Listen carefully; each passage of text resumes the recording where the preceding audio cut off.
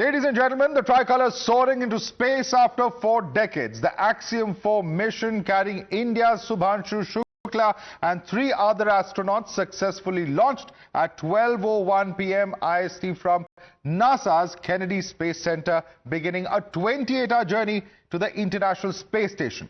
The SpaceX Falcon 9 rocket with a Crew Dragon capsule is scheduled to dock at ISS at 4:30 p.m. IST tomorrow. The crew will spend about 2 weeks docked at the ISS conducting scientific research during the mission. Shortly after the launch, Subhanshu Shukla delivered his first message from space. Listen in to what he had to say. नमस्कार मेरे प्यारे देशवासियों, what a ride! 41 साल बाद हम वापस अंतरिक्ष में पहुंच गए हैं और कमाल की राइड थी। इस समय हम 7.5 किलोमीटर प्रति सेकंड की रफ्तार से पृथ्वी के चारों तरफ घूम रहे हैं और मेरे कंधे पे मेरे साथ मेरा तिरंगा है जो मुझे बता रहा है कि नहीं हूँ, मैं आप सबके साथ हूँ। ये मेरी इंटरनेशनल स्पेस स्टेशन तक की जर्नी की शुरुआत नहीं है, ये भारत के ह्यूमन स्पेस प्रोग्राम की शुरुआत है और मैं चाहता हूं कि आप सभी देशवासी इस यात्रा का हिस्सा बने। आपका भी सीना गर्व से चौड़ा होना चाहिए, आप भी उतना ही एक्साइटमेंट दिखाइए। आइए हम सब मिलकर भारत के इस ह्यूमन स्पेस प्रोग्राम की जर्नी की शुरुआत करें। धन्यवाद। जय हिंद, जय Bharat. Now it's a proud moment for 1.4 billion Indians as Shubhanshu carries with him Bharat's aspirations to the stars. 41 years after Rakesh Sharma, Group Captain Shubhanshu Shukla has become the second Indian to go to space. The mission is expected to play a key role in supporting ISRO's ambitious human spaceflight plans, including the Gaganyaan mission by 2027. But who are the 4 space warriors? What will the 14-day mission entail and what will the astronauts be focusing on? We'll break it down here on the Blueprint exclusive. The first, of course, we're talking about is Peggy Whitson, the commander, who's from the United States. She is America's most experienced astronaut that we're talking about. Also, of course, she has served as commander on the Axiom mission 2. She spent over 675 days in space in her NASA career, which is a pretty extensive time to have spent in space. Shubhanshu Shukla, of course, is the next person that we're talking about. He is a distinguished pilot in the Indian Air Force. Over 2,000 hours of flight experience across various aircraft that he has clocked. He's been picked as one of the 4 astronauts for the Gaganyaan mission. So a crucial role that Shuks will be playing as far as India's own ambitions of human spaceflight are concerned. We're going on to the next astronaut. This is Slavoj Wisniewski. He's from Poland. He's a mission specialist as well as a scientist and an engineer. Significant contributions to the field of space exploration that have been made by him. The 4th astronaut we're talking about is Tibor Kapu, who's a mission specialist and is from Hungary. A mechanical engineer from Hungary. He's worked on the space radiation protection. Of course, there are a number of scientific experiments, at least about 3 to 4 dozen at last count, that will be carried out during the course of this entire mission. These are some of the research activities that the astronauts will be engaging in during the course of the mission. Let's take a look at them. There will be research on supporting astronauts with insulin-dependent diabetes, examining microgravity's impact on brain and cognitive risks, studying effects of short space flights on joints as well as the blood flow, investigating cancer growth in space, focusing on triple-negative breast cancer, understanding effects on blood stem cells during space flight. Now, a short while earlier, I spoke to ISRO chairman V. Narayanan on this historic milestone. Remember that the ISRO chairman has been there witnessing this historic launch and has even spoken just a few days earlier to Shuks. Listen into this conversation on what this historic launch means for India. Good evening, Dr. Narayan. This is Madhav from Times Now channel, sir. Just wanted to get quick comment from you on the successful Axiom for launch today, a big day, and after 4 decades, an Indian going into space. Your reaction to that? This is a program because of the vision of our Honorable Prime Minister Narendra Modi Ji. This is accomplished. Second point is you are aware, in 2018, the Indian Gaganyaan program is announced and we are working for that in a big way. And compared to other programs, the human space program, the Gaganyaan program, the importance is. Earlier we used to deal with hardware, software for launch vehicle and satellites. And when it comes to Gaganyaan program, the human is also one of the very important thing added. Now we have to get some exposure in terms of training, in terms of coming in, working together in the space, in terms of carrying out some experiments. So this program, which is conceived by Honorable Prime Minister in 2023 with US President in sending and India to International Space Station. That is what is this program. Here, yes, we trained 2 astronauts. In fact, there were 4 astronauts trained for Gaganyaan. Out of the 2 of them, one Prashant and Iyer, and Shukla, these 2 people are trained, and Shukla is the primary thing, and he is yesterday sent. It is a very big day for India, Indian Space Program. Now the entire experience on this is going to help our Gaganyaan program. And the Gaganyaan program, we are in the last leg. This year we are going to send an uncrewed mission. Next year there will be 2 uncrewed missions, followed by the crewed mission in 2027. So on this occasion, I wish to thank, as the Secretary, Department of Space, Chairman ISRO, and Chairman Space Commission, I wish to thank first and foremost our Prime Minister and who have conceived this program, and also my colleague, Mr. Subhanshu Shukla, who is the astronaut. They have done, he has undergone 10 months training and now he is there. Right. So this is a very important news you are telling us, that the crewed mission of Gaganyaan is scheduled for 2027. So we have seen a few delays in Axiom 4. Do you foresee any potential delays as far as the Gaganyaan crewed mission, where India will be sending an Indian astronaut into space for the very first time? Or do you think the timeline is, we are pretty much on track for it now? No, we are working towards the target. And in the space activities,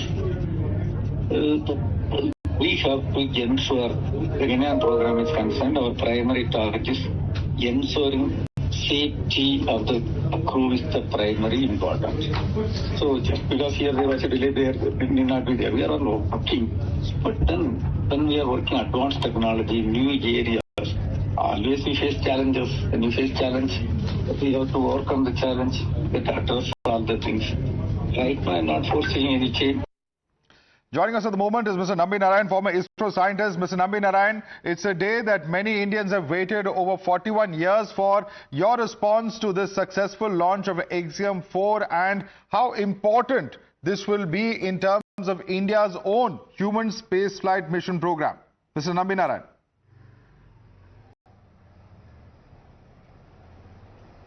Mr. Nambi Narayan, can you hear me, sir? No, this is yeah. Yes, please a long-awaited day. Yeah, I'm able to hear. How about you? You are. Can you hear me? Yes, sir. Please go ahead. Please go ahead. Are you able to hear me? Can you? Okay. So this is one of the well-anticipated date, and this is not only excitement but also some kind of you feel somewhat proud and happy to be in this particular mission.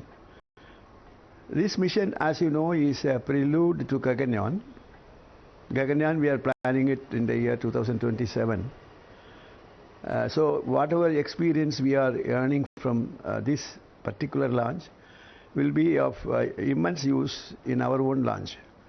The only difference will be the vehicle will be different and the crew will be different, and it will be from the Indian soil, not from Kennedy Space Center.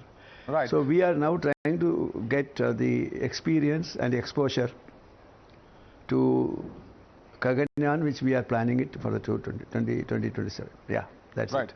Right, Mr. Narayan, you know, India's own space program has had, of course, many successes. But even if you look at your own case, of course, it's been well documented, the kind of struggles that you had to go through. Do you think that this is something that India could have achieved earlier, you know, if the certain setbacks that significant scientists like yourself had to go through did not happen?